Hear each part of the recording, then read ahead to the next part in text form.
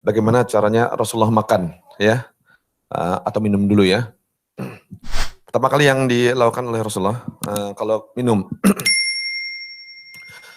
minum atau makanan yang panas-panas. Rasulullah tidak memakan atau minuman yang masih panas, yang masih ada uapnya. Kalau ada uapnya berarti masih panas, tubuh masih belum bisa ini, dia akan bisa membakar lidah dan membakar mulut kita. Jadi larangan pertama, kita kalau ada minuman yang masih panas, masih beruap, larangan pertama adalah dilarang untuk meniup. Nah, sekarang pertanyaan, kenapa kita tidak boleh meniup makanan? Mungkin kalau jawaban ini yang jelas, kita ikuti karena sunnahnya seperti itu. Lalu kedua, alasannya kenapa? Kita tahu kalau ada makanan masih panas, dia kan ada uap nih. Uap air itu kan rumusnya kan H2O ya. H2O tapi yang gas. H2O gas. Kalau kita tiup makanan, yang keluar apa? CO2. Sifatnya gas juga. Jadi H2O gas ditambah CO2 yang keluar dari mulut kita. Nah, itu menjadi H2CO3. Nah, ini sifatnya asam sekali. Dia sifatnya racun.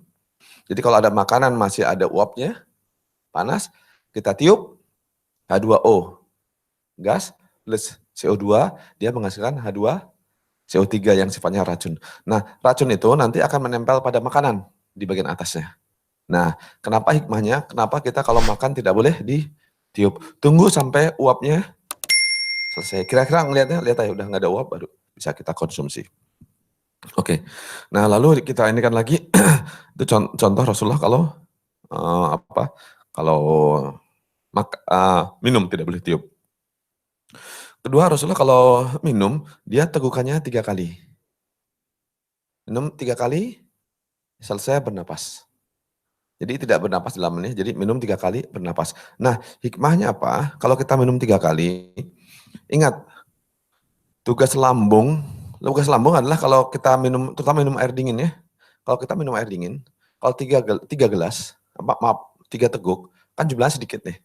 Bukan 3 teguk. Nah, lambung cukup waktu untuk memanaskan. Jadi air dipanaskan oleh lambung. Kalau 3 teguk. Tapi kalau dibalik, minum seperti onta. Masuk terus menerus, langsung masuk ke lambung. Jadi bukan air dipanaskan oleh lambung, tapi lambung didinginkan oleh air. Nah, ini yang berbahaya. Paham ya? Nah, kenapa onta bisa minum seperti itu, manusia tidak boleh? Kenapa onta boleh minum seperti onta? Karena onta kalau minum masuknya tidak ke lambung, tapi kemana? Ke kantong. Kantong, dia punya kantong.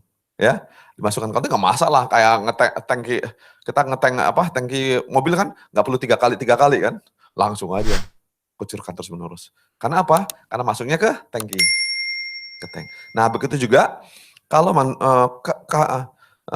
onta kalau minum dia masuknya ke tangki bukan ke lambung. Kalau manusia masuknya ke lambung. Jadi ingat kenapa 3 teguk? Karena dengan minum 3 teguk jumlahnya sedikit, lambung memanaskan air. Tapi kalau jumlahnya seperti onta begitu banyak, lambung didinginkan oleh air. Nah, ini yang berbahaya. Oke. Nah, tidak boleh tiup, diteguk 3 kali. Lalu kedua, Rasulullah kalau minumnya tuh kalau di Eropa nggak boleh, nggak sopan minum apa? Gitu apa namanya? Bahasanya? Diseruput ya, diseruput. Nah, minum diseruput kan kita nggak boleh ya, kalau di sini. Nah, Rasulullah minum pun sedikit-sedikit dengan diseruput. Artinya apa? Kalau kita minum diseruput kan kita, coba, kalau kita tadi mengeluarkan CO2, kalau narik apa? O2, oksigen kan ya. Nah, dengan diseruput, air tuh kita campur dengan apa? Oksigen. Oksigen campur dengan airnya. Jadi airnya menjadi air apa? Air oksi. Paham ya? Air oksi kan dijual kan? Air oksigen dijual kan? Nah, padahal nggak usah beli, tinggal minumnya diseruput aja. Jadi menjadi air oksi, ya. Nah, jadi semua sunnah-sunnah ada hikmah-hikmahnya, ya. Tadi tidak boleh tiup, mengandung racun, H2CO3. Terus apa lagi? Diteguk, jangan sampai seperti onta, karena kalau terlalu banyak nanti tubuh akan menjadi dingin. Ya. Gimana? Air hangat? Nah, tetap minumnya nanti kan tunggu tidak lebih panas, tunggu dulu, minum tetap tadi kita seruput, dengan kita seruput minimal kita mendapatkan airnya campur oksigen. Nah, ya. Oke, lalu yang ini lagi, yang lain-lain lagi ya. minum tadi, coba yang ini. Oh ya, mengenai ini lagi, makan, kita makan ya, mulai makan. Minum pun tidak boleh berdiri, ya. Minum tidak boleh berdiri, kita harus duduk karena posisi berbeda, ya, dengan posisi berdiri dan duduk. Kecuali Rasulullah mengatakan kalau minum air Zam-Zam, ya. Pertama kita walau alam, contohnya seperti itu, Rasulullah minum air Zam-Zam berdiri kadang-kadang, ya. Nah, jadi memang struktur air biasa dan air Zam-Zam berbeda. Saya cerita mengenai air Zam-Zam dikit ya. Nah, kebanyakan kita kan berbicara kalau air di Indonesia yang sedang tren apa? Kangen water, terus apa lagi? RO, terus apa lagi? Oksi, ya. Nah, kebanyakan kalau kita rumus air yang baik itu ada 4 syaratnya. Ya, ada berapa? Ada 4. Air pertama yang baik adalah air banyak mengandung oksigen. Kalau banyak mengandung oksigen, kita kan minumnya diseruput saja udah banyak oksigen. Nah, air biasanya berubah menjadi elektrolit ya, jadi dia pengantar ini yang bagus. Nah, kedua, kan kita kenal air RO di Indonesia ya, RO yang minimal mineral ya. Memang untuk orang-orang yang ginjal sudah parah, RO bagus. Tapi kalau RO itu air yang minimal mineral ya. Untuk anak-anak yang tumbuh RO tidak baik, nanti anak akan kekurangan mineral. Biasanya ciri-ciri rambut jadi pecah-pecah itu. Ciri utamanya itu. Jadi RO memang baik untuk orang-orang sakit yang sudah berat. Yang ginjalnya sudah tidak bisa menyaring, dikasih RO ya baguslah. Karena tugasnya jadi ringan. Tapi untuk anak tidak baik. Oke, tadi banyak mengandung oksigen. Jadi Zam-Zam air yang kandungan oksigennya paling tinggi. Ya. Terus kedua, air yang baik adalah air yang mineralnya kecil-kecil ukurannya. Ya, ukurannya kecil-kecil. Nah, contoh misalnya air yang ukuran kecil-kecil itu bisa untuk infus. Contoh misalnya air kelapa, bisa untuk infus. Prinsipnya sesuatu yang lebih kecil daripada darah, dia akan masuk ke dalam darah.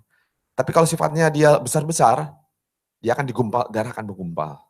Ya, maka itu syarat untuk darah menjadi infus adalah darah yang udah yang ini ukurannya lebih kecil daripada sel-sel darah. Nah, jadi bisa diserap oleh darah. Nah, Zam-Zam itu bisa dijadikan untuk infus. Karena dia ukurannya lebih kecil daripada air biasa. Ya, ukuran kecil. Air Zam-Zam jumlah mineralnya dia sekitar 15 kali lipat daripada air biasa. Air Zam-Zam 15 kali lipat dari air biasa. Terus pH air, pH-nya Zam-Zam itu tinggi sekali. Kira-kira sampai 10, 9,8. Sedang air biasa rata-rata pH-nya yang bagus tuh 7 atau di bawah. Ya seperti itu. Zam-Zam tinggi sekali. Artinya apa di sini? Zam-Zam memiliki keutamaan 4. Mineralnya kecil, sehingga bisa untuk infus. Tubuh langsung bisa menyerap. Maka itu mineralnya banyak. Maka dalam hadis Rasulullah mengatakan bahwa Zam-Zam itu minuman dan makanan sekaligus. Ada seorang sahabat yang tidak punya makanan sama sekali 1 bulan, selama 1 bulan hanya minum air Zam-Zam saja. Kata Rasulullah, memang betul, Zam-Zam itu minuman dan makanan. Karena mineralnya tinggi sekali. Ya, karena ukuran kecil dia masuk ke dalam tubuh langsung. Kandungan oksigen tinggi dia bisa melancarkan metabolisme tubuh. Tadi pH-nya juga tinggi sekali. Nah, itu tidak bisa dikalahkan dengan air-air biasa. Ya, air di otak-atik manusia kan kita bikin 1 oksi saja. Ya kan? Kangen water misalnya dia pH-nya tinggi betul, tapi mineral tetap aja ukurannya besar. Jumlahnya tetap aja dikit.